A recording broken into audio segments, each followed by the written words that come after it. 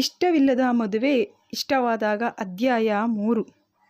ಆಸ್ಪತ್ರೆಯಲ್ಲಿ ಅಪೇಕ್ಷಾ ತಂದೆ ರಮಣ್ ಅವರು ಬೆಡ್ ಮೇಲೆ ಮಲಗಿದ್ರೆ ಅಪೇಕ್ಷಾ ಮಾತ್ರ ಚೇರ್ ಮೇಲೆ ಕುತ್ಕೊಂಡು ಹಾಗೆ ನಿದ್ದೆ ಮಾಡ್ತಾ ಇದ್ಲು.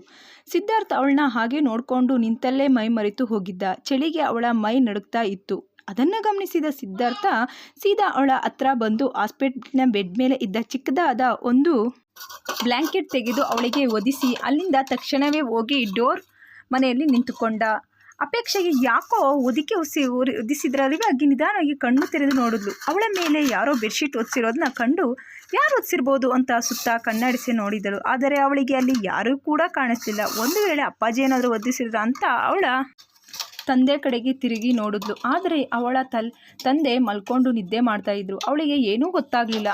ಅದರ ಬಗ್ಗೆ ಹೆಚ್ಚು ತಲೆ ಕೆಡಿಸಿಕೊಳ್ಳದೆ ಮತ್ತೆ ಹಾಗೆ ಕಣ್ಣು ಮುಚ್ಚಿ ಗೋಡೆಗೆ ಹೊರಗಿದ್ಲು. ಸಿದ್ಧಾರ್ಥ್ ಮಾತ್ರ ಅವಳನ್ನೇ ನೋಡಿಕೊಂಡು ನಿಂತಿದ್ದ. ಸ್ವಲ್ಪ ಸಮಯದ ನಂತರ ಅಲ್ಲಿಗೆ ಬಂದ ನರ್ಸ್ ಹಾಗೆ ಗೋಡೆಗೆ ಹೊರಗಿ ಕಣ್ಣು ಮುಚ್ಚಿ ಮಲಗಿದ್ದ ಅಪೇಕ್ಷಳನ್ನು ಎದ್ದೇರಿಸಿ, ಮೇಡಮ್, ನಿಮ್ಮ ತಂದೆಗೆ ಇನ್ನು 10 ನಿಮಿಷದಲ್ಲೇ ಆಪರೇಷನ್ ಮಾಡ್ತಾರೆ, ಸರ್ಜನ್ ಬಂದಿದ್ದಾರೆ. ಅವರು ಇವತ್ತು ನೈಟ್ ವಾಪಸ್ ಹೋಗಬೇಕಾಗಿರೋದ್ರಿಂದ ಆಪ್ರೇಷನ್ ಮುಗಿಸ್ಕೊಂಡು ಹೋಗ್ತಾರೆ, ನೀವು ರೆಡಿಯಾಗಿ ಅಂತ ಹೇಳಿ ಹೊರಗಡೆ ಹೋದರು. ಅಪೇಕ್ಷಾ ತನ್ನ ತಂದೆನ ಎಬ್ಬಿಸಿದ್ಲು. ಅವ್ರ ತಂದೆ ಕೂಡ ನಿಧಾನವಾಗಿ ಕಣ್ಬಿಟ್ಟು ನೋಡಿದ್ರು. ನರ್ಸ್ ಹೇಳಿದ ವಿಷಯವನ್ನೆಲ್ಲ ಅವಳ ತಂದೆ ಬಳಿ ಹೇಳಿದ್ಲು. ಅವರ ತಂದೆ ಹೌದಾ ಸರಿ ಪುಟ್ಟ ಅಂತ ಸುಮ್ಮನೆ ಆದರು. ಆದರೆ ಅಪೇಕ್ಷೆಗೆ ಮಾತ್ರ ಅವರ ತಂದೆಗೆ ಆಪ್ರೇಷನ್ ಅಂತ ನೆನೆಸ್ಕೊಂಡು ತುಂಬಾ ಗಾಬರಿ ಆಯಿತು. ಇದನ್ನು ಗಮನಿಸಿದ ರಮಣ್ ಅವರು, ಪುಟ್ಟ ಆಪ್ರೇಷನ್ ಇರೋದು ನಂಗೆ ಕಣೋ, ನಿನಗಲ್ಲ, ಯಾಕೋ ಇಷ್ಟೊಂದು ಗಾಬರಿ ಆಗಿದೆಯಾ, ಹೆದರ್ಕೋಬೇಡ, ಏನೂ ಆಗಲ್ಲ ಅಂತ ಹೇಳಿ ಅವಳ ತಲೆನ ನೆವರಿಸಿದ್ರು. ಅಷ್ಟರಲ್ಲಿ ಅಲ್ಲಿಗೆ ಬಂದ ಸಿಸ್ಟರ್ ರಮಣ ಅವರನ್ನು ಸ್ಟ್ರೆಚರ್ ಮೇಲೆ ಕೂರಿಸಿಕೊಂಡು ಸೀದಾ ಆಪರೇಷನ್ ಥಿಯೇಟರ್ಗೆ ಕರ್ಕೊಂಡು ಹೋದರು. ಅಪೇಕ್ಷಾ ಕೂಡ ಅವಳ ತಂದೆ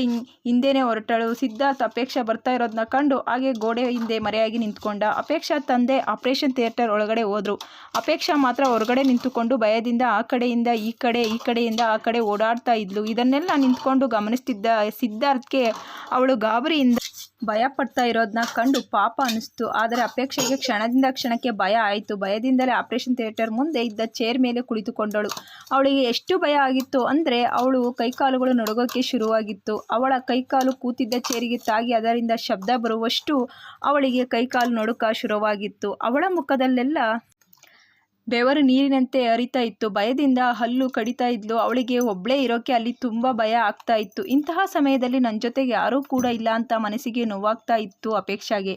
ಇದನ್ನೆಲ್ಲ ದೂರದಿಂದ ನಿಂತ್ಕೊಂಡು ನೋಡ್ತಾ ಇದ್ದ ಸಿದ್ಧಾರ್ಥ್ಗೆ ಅವಳ ಪರಿಸ್ಥಿತಿ ನೋಡಿ ಇವನಿಗೂ ಕೂಡ ಒಂದು ಕ್ಷಣ ಗಾಬರಿ ಆಯಿತು. ಜೊತೆಗೆ ಅವಳ ಪರಿಸ್ಥಿತಿ ಕಂಡು ಅಯ್ಯೋ ಅನಿಸ್ತಿತ್ತು. ತಕ್ಷಣವೇ ಹಿಂದೆ ಮುಂದೆ ಏನೂ ಯೋಚನೆ ಮಾಡದೆ ಸಿದ್ಧಾರ್ಥ್ ಸೀದಾ ಬಂದು ಅವಳ ಪಕ್ಕ ಕುತ್ಕೊಂಡು ಅವಳ ಕೈನ ಹಿಡ್ಕೊಂಡ.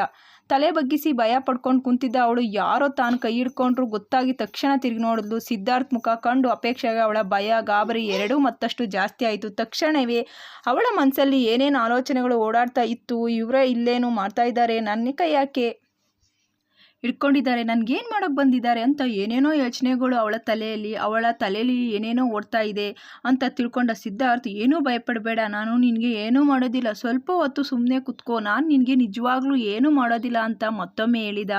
ಆದರೆ ಅವಳು ಅವನ ಕೈಯಿಂದ ಅವಳ ಕೈಗಳನ್ನು ಪಟ್ಟಂತ ಹಿಂದೆ ಎಳೆದುಕೊಂಡಳು. ಮತ್ತಷ್ಟು ಅವಳ ಕೈ ನುಡುಕ ಜಾಸ್ತಿ ಆಯಿತು. ಮತ್ತೊಮ್ಮೆ ಅವಳ ಕೈನ ತನ್ನ ಕೈ ಮೇಲೆ ಹಿಡ್ಕೊಂಡ ಸಿದ್ಧಾರ್ಥ್ ಗಟ್ಟಿಯಾಗಿ ಅದುಮಿ ಹಿಡ್ಕೊಂಡ. ಅವಳಿಗೆ ಬಿಡಿಸಿಕೊಳ್ಳೋಕ್ಕೆ ಆಗದೇ ಇರೋ ಹಾಗೆ ಹಿಡ್ಕೊಂಡ.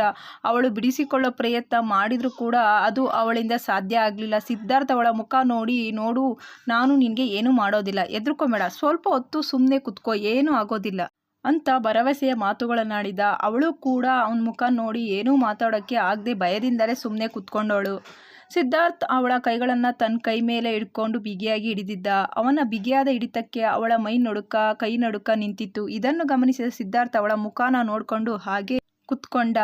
ಅವಳು ಕೂಡ ಅವನ ಕಣ್ಣುಗಳನ್ನು ನೋಡಿದ್ಲು. ಅವರ ತಲೆಯಲ್ಲಿ ಮತ್ತದೇ ಯೋಚನೆಗಳು. ಆದರೂ ಕೂಡ ಅವಳ ಬಾಯಿಂದ ಯಾವುದೇ ಒಂದು ಮಾತು ಕೂಡ ಹೊರಗಡೆ ಬರಲಿಲ್ಲ. ಅಪೇಕ್ಷಾ ಕೈ ಸಿದ್ಧಾರ್ಥ ಕೈ ಮೇಲೆ ಇದ್ದರೂ ಅವಳು ಮಾತ್ರ ತಲೆ ತಗ್ಗಿಸ್ಕೊಂಡು ಕುತ್ಕೊಂಡ್ಳು. ಇದನ್ನು ನೋಡಿದ ಸಿದ್ಧಾರ್ಥ್ಗೆ ನಗು ಬಂತು. ಅವಳನ್ನು ಹಾಗೆ ನೋಡ್ತಾ ಇದ್ದವನಿಗೆ ಅವಳನ್ನು ಮುದ್ದು ಮಾಡಬೇಕು ಅನ್ನಿಸ್ತಿತ್ತು. ನೀನು ಒಂದ್ಸಲ ನನ್ನ ಪ್ರೀತಿನ ನನ್ನನ್ನು ಒಪ್ಕೋ ಸಾಕು, ನನ್ನನ್ನು ಕಣ್ರೆಪ್ಪೆ ಹಾಗೆ ಕಾಪಾಡ್ಕೋತೀನಿ ಅಂತ ಮನಸ್ಸಲ್ಲೇ ಅಂದ್ಕೊಂಡ. ಹಾಗೆ ಇಬ್ಬರು ಕೂತ್ಕೊಂಡಿದ್ರು. 20 ನಿಮಿಷ ಆದಮೇಲೆ ಆಪರೇಷನ್ ಥಿಯೇಟರಿಂದ ಹೊರಗಡೆ ಬಂದ ಡಾಕ್ಟರ್ ಕಂಡು ಇಬ್ಬರು ಎದ್ದು ನಿಂತ್ಕೊಂಡ್ರು. ಅವರ ಬಳಿಗೆ ಬಂದ ಡಾಕ್ಟರ್, ಆಪರೇಷನ್ ಎಲ್ಲ ಮುಗ್ದಿದೆ, ಏನೂ ತೊಂದರೆ ಇಲ್ಲ, ಆದರೆ ಅವರಿಗೆ ಮೂಳೆ ಮುರಿದಿರೋದ್ರಿಂದ ಸದ್ಯಕ್ಕೆ ಓಡಾಡೋಕ್ಕೆ ಆಗೋದಿಲ್ಲ, ಕಡಿಮೆ ಕಿವಿ ಹತ್ರ ಮಾತಾಡಿದ್ದು ಕಂಡು ಅವನ ಬಿಸಿ ಉಸಿರಿನ ಸ್ಪರ್ಶಕ್ಕೆ ಅವಳ ಮೈಯಲ್ಲೆಲ್ಲ ರೋಮಾಂಚನವಾಗಿತ್ತು. ತಕ್ಷಣವೇ ಕಣ್ತೆರೆದು ಅವನಿಂದ ಸ್ವಲ್ಪ ದೂರ ನಿಂತುಕೊಂಡಳು. ಅವಳನ್ನೇ ನೋಡ್ತಾ ಇದ್ದ ಸಿದ್ಧಾರ್ಥ, ಇವಳಜ್ಜಿ ಎಷ್ಟು ಕೊಬ್ಬು ನೋಡು ಇವಳಿಗೆ, ನಾನು ಇವಳನ್ನ ನೋಡಬೇಕು ಅಂತ ಇಷ್ಟು ರಾತ್ರಿ ಇವಳಿಗೋಸ್ಕರ ಇಲ್ಲಿಗೆ ಬಂದರೆ ನಾನೇನು ಇವಳನ್ನ ರೇಪ್ ಮಾಡೋಕೆ ಬಂದಿದ್ದೀನಿ ಅನ್ನೋ ಹಾಗೆ ದೂರ ಹೋಗ್ತಾಳೆ ಅಂತ ಮನಸ್ಸಲ್ಲೇ ಬೈಕೊಂಡ. ಮೊದಲೇ ಇವಳಿಗೆ ನನ್ನ ಬಗ್ಗೆ ಒಳ್ಳೆ ಅಭಿಪ್ರಾಯ ಇಲ್ಲ, ಅದನ್ನು ಇನ್ನೂ ಹಾಳು ಮಾಡ್ಕೊಳ್ಬೇಡ ಅಂತ ಮನಸ್ಸಲ್ಲೇ ಅಂದ್ಕೊಂಡು ಸುಮ್ಮನೆ ನಿಂತ್ಕೊಂಡ. ಅಷ್ಟರಲ್ಲಿ ರಮಣ ಅವರನ್ನು ಆಪರೇಷನ್ ಥಿಯೇಟರಿಂದ ಹೊರಗೆ ಕರ್ಕೊಂಡು ಬಂದರು. ಆದರೆ ಅವರಿಗೆ ಅನಸ್ತೇಷಿಯಾ ಕೊಟ್ಟಿರೋದ್ರಿಂದ ಪ್ರಜ್ಞೆ ಇರಲಿಲ್ಲ. ಅವರು ತಂದೆನ ನೋಡ್ತಾ ಇದ್ದಾಗೆ ಅಪೇಕ್ಷಾ ಕಣ್ಣಲ್ಲಿ ನೀರು ತುಂಬಿತ್ತು. ಇದನ್ನೆಲ್ಲ ನೋಡ್ತಾ ಇದ್ದ ಸಿದ್ಧಾರ್ಥ್ ಮತ್ತೆ ಅವಳ ಹತ್ರ ಹೋಗಿ ಏನೂ ಆಗಲ್ಲ, ಹೆದರ್ಕೊಂಬೇಡ, ಅನ್ನಿಸ್ತುತ್ತೆ, ಕೊಟ್ಟಿರೋದಕ್ಕೆ ಇನ್ನೂ ಪ್ರಜ್ಞೆ ಬಂದಿಲ್ಲ ಅಷ್ಟೇ ಅಂತ ಹೇಳ್ತಾ ಇದ್ದ. ಅಷ್ಟರಲ್ಲಿ ನರ್ಸ್ ಕೂಡ ಗಾಬರಿಯಾಗುವಂಥದ್ದು ಏನೂ ಇಲ್ಲ ಮೇಡಮ್, ಅವ್ರು ಹೇಳಿದ ಹಾಗೆ ಅನಸ್ತೇಷಿಯಾ ಕೊಟ್ಟಿರೋದಕ್ಕೆ ಇವ್ರು ಮಲಗಿದ್ದಾರೆ, ಇನ್ನೊಂದು ಸ್ವಲ್ಪ ಹೊತ್ತಲ್ಲಿ ಎಚ್ಚರ ಆಗುತ್ತೆ, ಹೆದರ್ಕೊಳ್ಬೇಡಿ ಅಂತ ಹೇಳಿದ್ರು. ಅವರು ವಾರ್ಡಿಗೆ ಶಿಫ್ಟ್ ಮಾಡಿದ್ರು. ಸಿದ್ಧಾರ್ಥ್ ಅಮೌಂಟ್ ಎಲ್ಲ ಕಟ್ಟಿದ್ದರಿಂದ ಈ ಸಲ ಅಪೇಕ್ಷಾ ತಂದೆನ ಸ್ಪೆಷಲ್ ವಾರ್ಡ್ಗೆ ಶಿಫ್ಟ್ ಮಾಡಿದ್ರು. ಸಿದ್ಧಾರ್ಥ್ ಕೂಡ ಅಪೇಕ್ಷಾ ಜೊತೆನೇ ಹೋದ. ಅಪೇಕ್ಷಾ ಅವಳ ತಂದೆ ಮುಖನ ನೋಡಿಕೊಂಡು ಕೂತ್ಕೊಂಡ್ರೆ ಸಿದ್ಧಾರ್ಥ್ ಮಾತ್ರ ಪಕ್ಕದಲ್ಲಿ ಇನ್ನೊಂದು ಚೇರ್ ಎಳ್ಕೊಂಡು ಅಪೇಕ್ಷಾ ಮುಖನ ನೋಡಿಕೊಂಡು ಕೂತ್ಕೊಂಡ. ಮಾತುಕತೆ ಏನೂ ಇಲ್ಲ. ಸ್ವಲ್ಪ ಹೊತ್ತಲ್ಲೇ ರಮಣ್ ಅವ್ರಿಗೆ ಪ್ರಜ್ಞೆ ಬಂತು. ಅವರು ನಿಧಾನವಾಗಿ ಕಣ್ತೆರೆದು ನೋಡಿದ್ರು. ಅಪೇಕ್ಷಾ ಅವರ ತಂದೆ ಮುಖಾನೇ ನೋಡಿಕೊಂಡು ಕೂತಿದ್ಲು. ಅದನ್ನು ನೋಡಿದ ಅವರ ತಂದೆ, ಯಾಕೆ ಪುಟ್ಟ ಅಳ್ತಿದ್ಯಾ, ನನಗೇನೂ ಆಗಿಲ್ಲ ಕಣೋ ಅಂತ ಮಗಳಿಗೆ ಸಮಾಧಾನ ಮಾಡಿದ್ರು. ತಕ್ಷಣವೇ ಅವರ ದೃಷ್ಟಿ ಅಪೇಕ್ಷಾ ಪಕ್ಕದಲ್ಲಿ ಕೂತಿದ್ದ ಹುಡುಗನ ಮೇಲೆ ಹೋಯಿತು. ಯಾರಮ್ಮ ಇವರು ಅಂತ ಅಪೇಕ್ಷಾನ ಕೇಳಿದ್ರು. ಅಪೇಕ್ಷಾ ಮಾತ್ರ ತುಟಿ ಬಿಚ್ಚಿ ಏನೂ ಮಾತೇ ಆಡಲಿಲ್ಲ.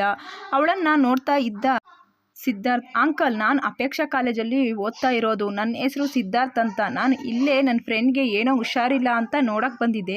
ಅಕಸ್ಮಾತಾಗಿ ಅಪೇಕ್ಷಾನ ನೋಡಿದೆ, ಅವಳು ತುಂಬಾ ಗಾಬರಿಯಿಂದ ಅಳ್ತಾ ಇರೋದನ್ನ ಕಂಡು ನಿಮಗೆ ಹೀಗಾಗಿರೋದು ಗೊತ್ತಾಯಿತು, ಒಬ್ಬಳೇ ಇದ್ಲು ಅಲ್ವಾ, ಅದಕ್ಕೆ ನಾನು ಕೂಡ ಜೊತೆ ಇಲ್ಲೇ ಇದ್ದೆ ಅಷ್ಟೇ ಅಂತ ಹೇಳಿದ. ಅದನ್ನು ಕೇಳ್ತಾ ಇದ್ದ ರಮಣ್ ಅವರು, ಬೇರೆಯವರ ಕಷ್ಟಕ್ಕೆ ಸ್ಪಂದಿಸೋ ನಿನ್ನಂಥವರು ಈಗಿನ ಕಾಲದಲ್ಲೂ ಇದ್ದಾರಲ್ಲಪ್ಪ ಅಂತ ಅವ್ರನ್ನ ಮುಖ ನೋಡಿ, ಈಗ ನನಗೆ ಪರವಾಗಿಲ್ಲ, ನಿನಗೆ ಲೇಟ್ ಆಗುತ್ತೆ, ನೀನು ಮನೆಗೆ ಹೋಗಪ್ಪ ಅಂತ ಹೇಳಿದ್ರು. ಅದಕ್ಕೆ ಸಿದ್ಧಾರ್ಥ್, ಸರಿ ಅಂಕಲ್, ನಾನು ಫ್ರೆಂಡ್ ಕೂಡ ಇಲ್ಲೇ ಅಡ್ಮಿಟ್ ಮಾಡಿರೋದು, ಅವನನ್ನು ನೋಡೋಕೆ ನಾಳೆ ಕೂಡ ಬರಬೇಕು, ಹಾಗೆ ನಿಮ್ಮನ್ನು ಕೂಡ ನೋಡ್ಕೊಂಡು ಹೋಗ್ತೀನಿ ಅಂತ ಅಲ್ಲಿಂದ ಮೇಲೆದ್ದ. ಅವನ ಮಾತಿಗೆ ನಕ್ಕ ರಮಣ್ ಅವರು, ಸರಿ ಕಣಪ್ಪ, ಆಯಿತು, ಹುಷಾರಾಗಿ ಹೋಗಪ್ಪ ಅಂತ ಹೇಳಿದರು.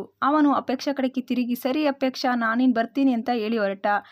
ಅವನ ಮುಖದ ತಲೆ ಎತ್ತಿ ನೋಡದೆ ಅಪೇಕ್ಷಾ ಏನೊಂದು ಮಾತನಾಡದೆ ಮತ್ತೆ ತಲೆ ತಗ್ಸಿ ಕುತ್ಕೊಂಡು. ಸಿದ್ಧಾರ್ಥ್ಗೆ ಅವಳ ಮೇಲೆ ಹುಸಿ ಮುನಿಸು ಶುರುವಾಯಿತು. ಅಲ್ಲ, ನಾನು ಇವಳನ್ನು ನೋಡಬೇಕು ಅಂತ ಅಲ್ಲಿಂದ ಇಲ್ಲಿ ತನಕ ಈ ರಾತ್ರಿಲಿ ಕಷ್ಟಪಟ್ಕೊಂಡು ಬಂದರೆ ಇವಳು ನೋಡಿದ್ರು ನಾನು ಯಾರೋ ಗೊತ್ತೇ ಇಲ್ಲ ಅನ್ನೋ ಹಾಗೆ ಟ್ರೀಟ್ ಮಾಡ್ತಾಳೆ, ಎಷ್ಟು ಕೊಬ್ಬಿರ್ಬೇಕು ಇವಳಿಗೆ ಅಂದ್ಕೊಂಡು ನಿಧಾನವಾಗಿ ಡೋರ್ ಕಡೆ ಹೊರಟ. ಮತ್ತೆ ಅಪೇಕ್ಷಾ ನನ್ನನ್ನು ನೋಡ್ತಾ ಇದ್ದಾಳ ಇಲ್ವಾ ಅಂತ ಹಿಂದೆ ತಿರುಗಿ ನೋಡಿದ. ಅಪೇಕ್ಷಾ ಇವನನ್ನೇ ನೋಡ್ತಾ ಕೂತಿದ್ಲು. ಅವನು ಹಿಂದೆ ನೋಡಿದ ತಕ್ಷಣ ತಲೆ ಬಗ್ಸಿ ಕೂತ್ಕೊಂಡಳು. ಅವಳು ಹಾಗೆ ಮಾಡಿದ್ದನ್ನು ಕಂಡು ಸಿದ್ಧಾರ್ಥ್ಗೆ ನಗು ಬಂತು. ಸರಿ ಅಂತ ಸಿದ್ಧಾರ್ಥ್ ಆಸ್ಪತ್ರೆಯಿಂದ ಹೊರಗಡೆ ಬಂದವನೇ ತನ್ನ ಕಾರ್ ಹತ್ರ ಹೋದ. ಕಾರ್ ಸ್ಟಾರ್ಟ್ ಮಾಡಿಕೊಂಡು ಸೀದಾ ಮನೆಗೆ ಬಂದ. ಅವನು ಮನೆಗೆ ಬರುವಷ್ಟರಲ್ಲಿ ಮಧ್ಯರಾತ್ರಿ 2 ಗಂಟೆ ಆಗಿತ್ತು. ಅವನ ಕಾರಿನ ಶಬ್ದದಿಂದ ಸಿದ್ಧಾರ್ಥ್ ಬಂದಿರೋದು ಗೊತ್ತಾಗಿ ಅವರಜ್ಜಿ ಸೀತಾಲಕ್ಷ್ಮಿ ಅವರು ಬಂದರು. ನಿಧಾನವಾಗಿ ಒಳಗಡೆ ಬಂದ ಸಿದ್ಧಾರ್ಥ್ ಮೊದಲು ಅಡುಗೆ ಮನೆಗೆ ಹೋಗಿ 1 ಗ್ಲಾಸ್ ನೀರು ಕುಡ್ದ. ಅಷ್ಟರಲ್ಲಿ ಅವರಜ್ಜಿ ಕೂಡ ಅಲ್ಲಿಗೆ ಬಂದರು. ಏನು ಸಿದ್ದು, ಇಷ್ಟೊಂದು ಏಟಾಗಿ ಬಂದಿದ್ಯಾ, ಎಲ್ಲೋಗಿದ್ಯಪ್ಪ ಅಂತ ಕೇಳಿದರು. ಅದಕ್ಕೆ ಸಿದ್ಧಾರ್ಥ್ ಅಪೇಕ್ಷಾ ಅಪ್ಪಂಗೆ ಆಕ್ಸಿಡೆಂಟ್ ಆಗಿದ್ದು, ಆಪ್ರೇಷನ್ ಆಗಿದ್ದು ಎಲ್ಲ ವಿಷಯನೂ ಹೇಳಿದ. ಹೌದಾ ಪಾಪ ಅಂತ ಅಂದ್ಕೊಂಡು ಅವರಜ್ಜಿ, ಆದರೆ ಪ್ರತಿದಿನ ಕುಡ್ಕೊಂಡು ಬರ್ತಾ ಇದ್ದ ಮೊಮ್ಮಗ ಇವತ್ತು ಕುಡಿದ ಹಾಗೆ ಬಂದಿರೋದು ಸೀತಾಲಕ್ಷ್ಮಿಯವರ ಗಮನಕ್ಕೆ ಬಂತು. ಅವನನ್ನು ಅದರ ಬಗ್ಗೆ ಇನ್ನೇನು ಕೇಳಬೇಕು ಅನ್ನೋಷ್ಟರಲ್ಲಿ ಸಿದ್ಧಾರ್ಥ್, ಸೀತು, ನನಗೆ ತುಂಬಾ ಹಸಿವಾಗ್ತಿದೆ, ತಿನ್ನೋಕೇನಾದರೂ ಹಾಕೊಡು ಅಂತ ಕೇಳಿದ. ಅವರಜ್ಜಿ, ಅಯ್ಯೋ ಸರಿ ಕಂದ, ಮರ್ತೇ ಬಿಟ್ಟೆ ಕೋಣು ಅಂತ ಊಟನ ಬಿಸಿ ಮಾಡಿ ತಟ್ಟೆಗೆ ಹಾಕೊಂಡು ಬಂದು ಡೈನಿಂಗ್ ಟೇಬಲ್ ಮೇಲೆ ಇಟ್ಟರು. ಸಿದ್ಧಾರ್ಥ್ ಬೆಳಗ್ಗೆಯಿಂದ ಸರಿಯಾಗಿ ಊಟ ಮಾಡದೇ ಇರೋದ್ರಿಂದ ಅವನಿಗೆ ತುಂಬಾ ಹಸಿವಾಗಿತ್ತು. ಅವನು ಊಟ ಮಾಡುವವರೆಗೂ ಸುಮ್ಮನೆ ಇದ್ದ ಅವರ ಅಜ್ಜಿ. ಆಮೇಲೆ ಸಿದ್ಧಾರ್ಥ್ನ ಕೇಳಿದರು, ನಾನು ಎಷ್ಟೇ ಬೇಡ ಆದರೂ ದಿನ ಕುಡ್ಕೊಂಡು ಬರ್ತಾ ಇದ್ದೆ, ಇವತ್ತೇನೋ ಕುಡ್ದಿರೋ ಹಾಗೆ ಕಾಣಿಸ್ತಿಲ್ಲಲ್ವಲ್ಲ ಅಂತ ಕೇಳಿದ್ರು. ಅದಕ್ಕೆ ಸಿದ್ಧಾರ್ಥ, ನಾನು ಇನ್ಮೇಲೆ ಕುಡಿಯಲ್ಲ ಸೀತು, ಬಿಟ್ಬಿಟ್ಟೆ ಅಂತ ಹೇಳ್ದ. ಮೊಮ್ಮಗನ ಮಾತು ಕೇಳಿ ಅಜ್ಜಿಗೆ ಒಂದು ಕ್ಷಣ ಆಶ್ಚರ್ಯ ಆಯಿತು. ಏನಪ್ಪ, ಇದು ನಾನು ಕೇಳ್ತಾ ಇರೋದು ಕನಸಲ್ಲ ತಾನೇ ಅಂತ ಮತ್ತೊಂದು ಸಲ ಕೇಳಿದ್ರು. ಇಲ್ಲ ಸೀತು, ಕನಸಲ್ಲ, ನಿಜಾನೇ ಹೇಳ್ತಾ ಇದ್ದೀನಿ, ನಾನು ಇನ್ಮೇಲೆ ಎಣ್ಣೆ ಕುಡಿಯಲ್ಲ, ಸಿಗರೇಟ್ ಕೂಡ ಸೇದಲ್ಲ ಅಂತ ಹೇಳಿದ. ಅದಕ್ಕೆ ಅವರ ಅಜ್ಜಿ, ಇದೇನಪ್ಪ ಆಶ್ಚರ್ಯ, ಇವತ್ತೇನಾದರೂ ಏಪ್ರಿಲ್ 1 ಅಂತ ಕ್ಯಾಲೆಂಡರ್ ಕಡೆ ನೋಡಿದ್ರು. ಅದಕ್ಕೆ ಸಿದ್ಧಾರ್ಥ್, ನನಗೆ ಯಾಕೋ ಕುಡಿಬೇಕು ಅನಿಸ್ಲಿಲ್ಲ, ಹಾಗೆ ಸಿಗರೇಟ್ ಸೇದಬೇಕು ಅಂತಲೂ ಕೂಡ ಅನಿಸ್ಲಿಲ್ಲ ಅಂತ ಹೇಳಿದ. ಈ ಬದಲಾವಣೆ ಅದೇನು ಸಡನ್ನಾಗಿ ಅಂತ ಅಜ್ಜಿ ಕೇಳಿದ್ರು. ಅಲ್ಲ ನನ್ನ ಹೆಂಡ್ತಿ ಪ್ರಭಾವಿಸಿತು ಅಂತ ಹೇಳಿದ ಸಿದ್ಧಾರ್ಥ್. ಅದಕ್ಕೆ ಸೀತಾಲಕ್ಷ್ಮಿಯವರು, ಏನು ಮದುವೆ ಕೂಡ ಆಗಿಲ್ಲ, ಈಗಲೇ ಹಿಂಗೆ ಮದುವೆ ಆದಮೇಲೆ ಹೆಂಗೋ ನಿನ್ನನ್ನು ಕಿರು ಬೆರಳಲ್ಲೇ ಕುಣಿಸ್ತಾಳೆ ಅನಿಸುತ್ತೆ ಬಿಡು ಅಂತ ನಕ್ಕರು. ಅದಕ್ಕೆ ಸಿದ್ಧಾರ್ಥ್, ನಿನಗೆ ಬೇಜಾರಾಗೋದ್ರೆ ಹೇಳು ಸೀತು, ಫುಲ್ ಬಾಟ್ಲು ಇಲ್ಲೇ ರೂಮಲ್ಲೇ ಇದೆ, ಹೋಗಿ ಕುಡ್ಕೊಂಡು ಬರ್ತೀನಿ ಇರು ಅಂತ ಮೇಲೆ ಹೇಳೋಕ್ಕೆ ಹೊಟ್ಟ. ಸಿದ್ಧಾರ್ಥ್ ನನ್ನ ತಡೆದ. ಅವರ ಅಜ್ಜಿ, ಸಾಕು ಕುತ್ಕೊಳ್ಳೋ, ಅತಿಯಾಗಿ ಆಡಬೇಡ, ಹೋಗೋ. ಹುಡುಗಿ ದಯೆಯಿಂದ ನೀನು ಕುಡಿಯೋದು ಬಿಟ್ಟಿಯಲ್ಲ, ನನಗೆ ಅಷ್ಟೇ ಸಾಕು. ಅವಳು ಇನ್ನು ಈ ಮನೆಗೆ ಕಾಲಿಟ್ಟಿಲ್ಲ ಅಲ್ಲೇ, ಆಗಲೇ ನಿನ್ನಲ್ಲಿ ಇಷ್ಟೊಂದು ಬದಲಾವಣೆ ಆಗಿದೆ. ಇನ್ನು ಅವಳು ಈ ಮನೆಗೆ ಬಂದ ಮೇಲೆ ಈ ಮನೆ ಸ್ವರ್ಗದಂತೆ ಆಗುತ್ತೆ ಅನ್ನೋ ನಂಬಿಕೆ ನನಗಿದೆ ಕಣೋ ಅಂತ ಸಿದ್ಧಾರ್ಥ್ ತಲೆನ ನೆನೆಸಿದ್ರು. ಸರಿ ಸಿತ್ತು, ನನಗೆ ನಿದ್ದೆ ಬರ್ತಿದೆ ಅಂತ ಕೈ ತೊಳ್ಕೊಂಡು ಸಿದ್ಧಾರ್ಥ್, ಸೀತಾಲಕ್ಷ್ಮಿ ನೀನು ಊಟ ಮಾಡಿದ್ಯಾ? ನನಗೆ ಕೇಳೋದು ಮರ್ತೋಯ್ತು, ತುಂಬ ಹಸಿವಾದ್ರಾಗಿಂದ ಕೇಳಲಿಲ್ಲ, ಸಾರಿ ಅಂತ ಹೇಳಿದ. ಪರವಾಗಿಲ್ಲ ಬಿಡುಕಂದ, ನಾನು ಆಗಲೇ ಊಟ ಮಾಡಿ ಟ್ಯಾಬ್ಲೆಟ್ ಕೂಡ ತಗೊಂಡೆ, ಮಲಗಿದ್ದೆ. ನೀನು ಕಾರಿನ ಸೌಂಡು ಆಗಿದ್ರಿಂದ ಎದ್ದು ಬಂದೆ ಅಷ್ಟೇ. ಸರಿ ಹೋಗಿ ಮಲ್ಕೋ, ನಾನು ಮಲ್ಗ್ತೀನಿ ಅಂತ ಸೀತಾಲಕ್ಷ್ಮಿಯವರು ರೂಮ್ಗೆ ಹೋದರು. ಸಿದ್ಧಾರ್ಥ್ ಅವನ ರೂಮ್ಗೆ ಹೋದ. ತುಂಬ ಸುಸ್ತಾಗಿದ್ದರಿಂದ ಸಿದ್ಧಾರ್ಥ್ಗೆ ಮಲ್ಕೊಂಡ. ತಕ್ಷಣ ನಿದ್ದೆ ಬಂತು. ರಾತ್ರಿ ತುಂಬ ಲೇಟಾಗಿ ಮಲಗಿರೋದ್ರಿಂದ ಸಿದ್ಧಾರ್ಥ್ಗೆ ಎಷ್ಟೊತ್ತಾದರೂ ಎಚ್ಚರನೇ ಆಗಲಿಲ್ಲ. ಅವನಿಗೆ ಎಚ್ಚರ ಆದಾಗ 12 ಗಂಟೆ ಆಗಿತ್ತು. ಅವತ್ತು ಅವನು ಕಾಲೇಜ್ಗೂ ಕೂಡ ಹೋಗಲಿಲ್ಲ. ಎದ್ದು ಅವರ ಅಮ್ಮನ ಫೋಟೋ ನೋಡಿ ಸ್ನಾನ ಮಾಡಿ ಫ್ರೆಶ್ ಆಗಿ ಕೆಳಗಡೆ ಇಳಿದು ಬಂದ. ಮನೆ ಕೆಲಸದ ಶಾಂತಮ್ಮ ಅವನಿಗೆ ತಿಂಡಿ ಹಾಕಿ ಕೊಟ್ಟರು. ತಿಂಡಿ ತಿಂತ ಕೂತ್ಕೊಂಡಿದ್ದ ಸಿದ್ಧಾರ್ಥ್ಗೆ ಅಷ್ಟರಲ್ಲಿ ಟ್ರಿಪ್ ಮುಗಿಸ್ಕೊಂಡು ಮೇನಕ ಮನೆಗೆ ಬಂದರು. ಹಾಯ್ ಕಂದ, ಹೇಗಿದ್ದೀಯಾ ಅಂತ ಕೇಳಿದ್ರು. ನಾನು ಆರಾಮಾಗಿದ್ದೀನಮ್ಮ, ಟ್ರಿಪ್ ಎಲ್ಲ ಹೇಗಿತ್ತು ಅಂತ ಕೇಳ್ದ. ಓ ಸೂಪರ್ ಆಗಿತ್ತು ಕಣೋ, ನನಗೆ ಜರ್ನಿ ಮಾಡಿ ತುಂಬ ಟಯರ್ಡ್ ಆಗಿದೆ, ನಾನು ಹೋಗಿ ಸ್ವಲ್ಪ ಹೊತ್ತು ರೆಸ್ಟ್ ಮಾಡ್ತೀನಿ, ಬಾಯ್ ಕಂದ, ಲವ್ ಯು ಅಂತ ತಮ್ಮ ರೂಮ್ಗೆ ಹೋದರು ಮೇನಕಾ ಅವರು. ಸಿದ್ಧಾರ್ಥ್ ತಿಂಡಿ ತಿಂದು ಆದಮೇಲೆ ಹಾಗೆ ಟಿ ವಿ ನೋಡಿಕೊಂಡು ಕೂತಿದ್ದ. ಯಾವುದೋ ಒಂದು ಇಂಟ್ರೆಸ್ಟಿಂಗ್ ಮ್ಯಾಚ್ ಬರ್ತಾ ಇತ್ತು, ಹಾಗೆ ನೋಡಿಕೊಂಡು ಕೂತ್ಕೊಂಡ. ಮ್ಯಾಚ್ ಮುಗಿಯೋ ಅಷ್ಟರಲ್ಲಿ ಸಂಜೆ ಆಗಿತ್ತು. ಸಿದ್ಧಾರ್ಥ್ಗೆ ತುಂಬ ಬೋರ್ ಆಗಿತ್ತು. ಅಪೇಕ್ಷೆ ನೋಡಬೇಕು ಅನಿಸ್ತಾ ಇತ್ತು. ಈಗಲೇ ಹೋಗಿ ನೋಡಿಕೊಂಡು ಬರೋಣ ಅಂತ ಎದ್ದು ನಿಂತ್ಕೊಂಡ. ಆದರೆ ರಾತ್ರಿ ತಾನೇ ಬಂದಿದ್ದೀನಿ, ಈಗ ಮತ್ತೆ ಹೋದರೆ ಏನು ಅಂದ್ಕೊತಾರೋ ಅಂತ ಹಾಗೆ ಸುಮ್ಮನೆ ಕೂತ್ಕೊಂಡ. ಹಾಗೂ ಹೀಗೆ ಟೈಮ್ ಪಾಸ್ ಮಾಡಿ ರಾತ್ರಿ 8 ಗಂಟೆಗೆ ಹಾಸ್ಪಿಟಲ್ ಕಡೆಗೆ ಕಾರ್ ತಿರುಗಿಸಿ ಸೀದಾ ಅಪೇಕ್ಷಾ ಅವ್ರ ತಂದೆ ಇದ್ದ ವಾರ್ಡ್ಗೆ ಹೋದ. ಆದರೆ ಅಲ್ಲಿ ಅಪೇಕ್ಷಾ ಮಾತ್ರ ಇರಲಿಲ್ಲ. ಕತೆ ಮುಂದುವರಿಯುವುದು.